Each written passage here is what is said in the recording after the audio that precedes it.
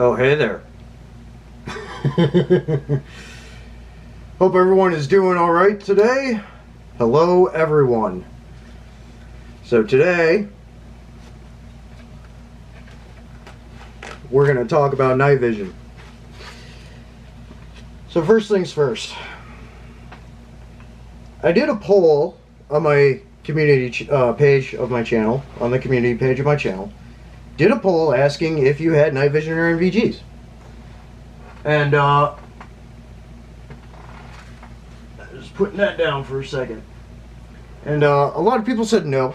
I would factor that there's a small percentage of those people that said no that actually do have night vision because of comments that I saw before they were deleted by the commenter saying I'm not going to tell you, which you just implied that you do. You know, whatever. I don't care. It was just a question, you know? It's not like it's an NFA item or anything like that. It's night vision, okay? It is very popular in the hunting and sporting communities as much as in the tactical space, law enforcement, private sector security, whatever, okay? It was a simple question. Do you have night vision or nods? You know? It's simply yes or no. So to that point, there was a larger percentage from what I've seen so far that people do not have night vision. And that's okay. When it comes to having additional capabilities at night and in low light conditions, you don't necessarily have to spend, you know, $1,500 for PVS 14 or between $1,500 and $3,200 for PVS 14, depending on the generation and all that stuff. You don't have to break the bank with it. Okay. There are options out there, and yes, while many of them are digital, you still have options. Okay, and that's okay because those are options that are useful to you. Again, hunting community uses it a lot too for night hunting, especially for hog and things like that. Okay, so they're out there. If you want to go look for an actual night vision monocular or dual tube set or whatever, you know, go for it. The world is your oyster. Varying price points, lowest that you're going to see either in maybe a product line that's being discontinued, or there's a big sale going on, or a used unit that's in good condition, probably about $1,000 to $1,500, and that's on the lowest end for that kind of system.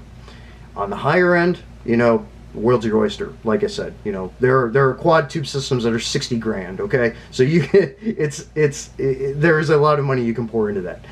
But for the people that don't want to pour a lot of money into it, don't have a lot of money to pour into it, or are just looking for a tertiary option, and I'll explain some examples here.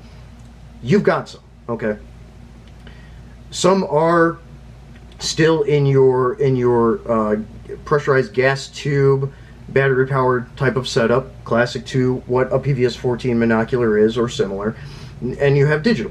Okay, so just looking on Primary Arms as one example, okay, and that's one retailer of many.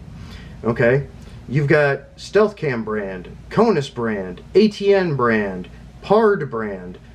You have several brands of relatively low priced handheld monoculars. Okay, these are useful still, especially at night, manning a post, going on a patrol or whatever. You know, you can run that every once in a while. You can look for wildlife. You can look for indicators on the ground. You can use it for tracking. You can also use it to see infrared lasers and other passive aiming units and things like that that are used on rifles and other military and civilian law enforcement hardware. Okay, so that's kind of getting to that point. Like, you don't have to spend a bunch of money. You can spend $200 on a handheld monocular, and you'll be able to see if somebody's running a D-ball or a PEC or whatever. You're going to see their laser. Okay, it's another way to have a device where you're not breaking the bank, but you have something that's effective. Okay, everything's going to run on batteries no matter what for night vision. Okay, and the aiming systems. The infrared laser and illumination aiming systems. Okay, so you have that advantage then. In a near peer or direct peer type conflict, okay, it's a gift and a curse using infrared lasers and aiming systems at night. because odds are, to a certain extent, both sides are going to have night vision. So you can't use a loom and lasers, because they're going to see them, they're going to know where you are, and they're going to start lighting you up, and vice versa. So if you don't have a helmet-mounted option or capability, that's okay. You can get a handheld version, and it's going to suit your needs. Okay? There's many ways to skin a cat here, right? So you don't have to break the bank. You can still get something that is effective, and that's going to increase your capability for that near peer, direct peer potential conflict. You know, in whatever exigent kind of situation that is. So it just gives you an upper hand, and it's good for training applications as well. Okay, so once you have an item like that, you need to get out and train with it. You need to understand its capabilities, because those handheld systems, especially the lower priced ones, aren't going to have a very long focal range, a long distance focal range on them, to an extent or whatever. They're a lot better than they were even 5 years ago, like the stealth cam ones. And they're good enough. You can tell what's wildlife moving around. You'd be able to see a laser. Okay, so you need to get out there and practice with them and play with them. But I'm seeing prices here: $150, $200, $350.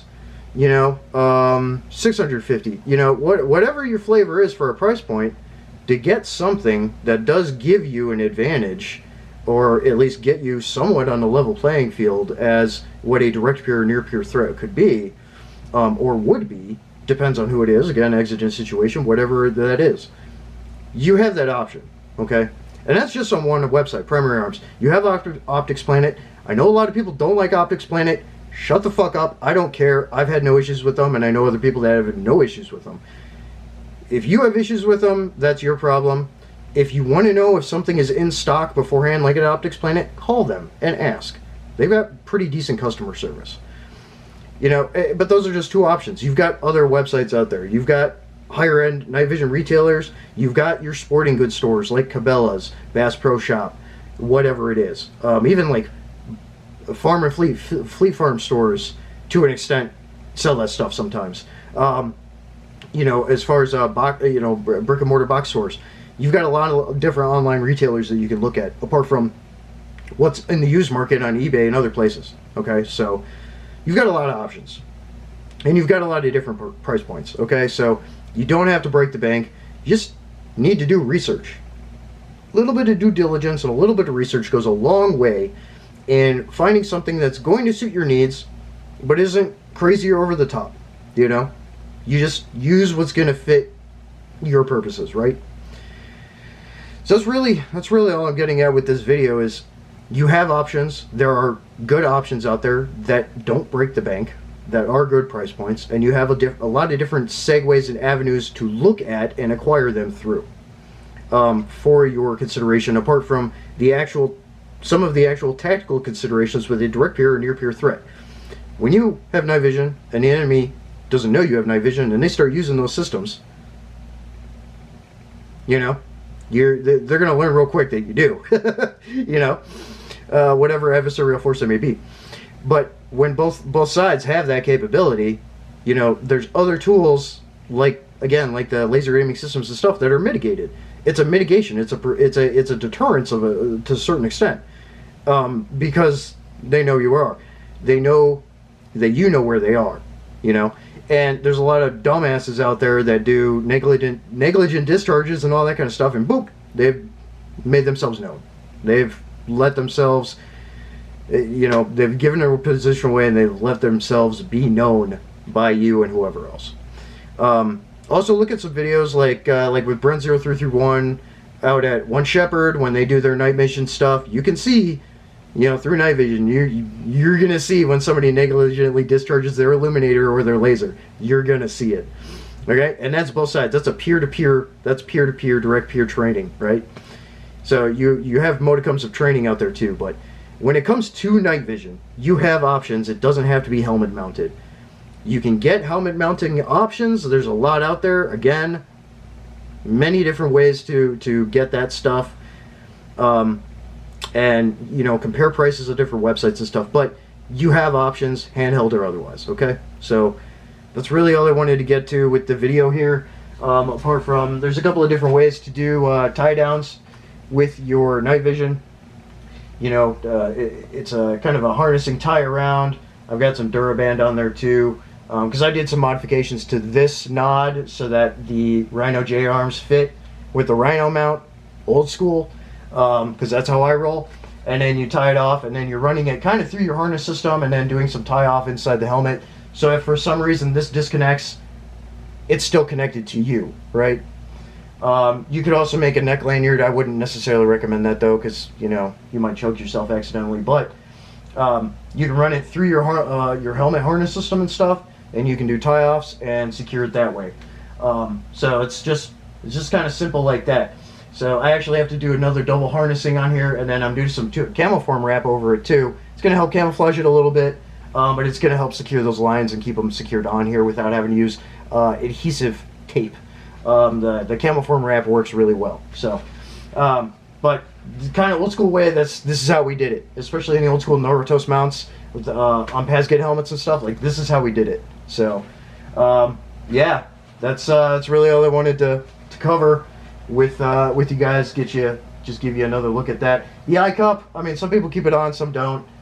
It's whatever. But yeah. And that's with the camouflage scrim that I just did for this helmet. So, but yeah, I've had this one for a little while, so it's still pretty relatively unused. I try not to use it too much because there are use hours on tubes for night vision. So you have to use it appropriately for training, and then with real world application otherwise. So, but yeah, that's really all I wanted to talk about here. Any other final thoughts with electronic night vision devices, with the fully digital night vision binoculars and stuff? You know, just with like other electronics and stuff, you know, you might want to put it in a Faraday bag if you're worried about that kind of thing. In a Faraday bag, Faraday cage with your other electronics, you know, until it's time to pull it out and use it, right? And make sure you have ample batteries. BAMF. Batteries, ammo, medical, food, and water. Okay? Always priorities. Remember that acronym, okay? But yeah, that's all I got for this one. So I just wanted to cover some of those things and tell people, hey, there are options out there without breaking the bank, and they work well enough, right? And if you want to step it up over time, step it up over time. Don't put yourself in debt because of it, though. This is an ancillary item, but it's just something, even at these low-priced options, that can get you onto a level playing field with trying to mitigate certain technologies out there used by potentially adversarial forces, whoever they may be, whatever situation it may be. So just from a technical TTP and just kind of that discussion in general, that's what we're talking about here. So that's all I wanted to cover with you guys. So thanks for tuning in, and more stuff coming soon. Metal up. Out.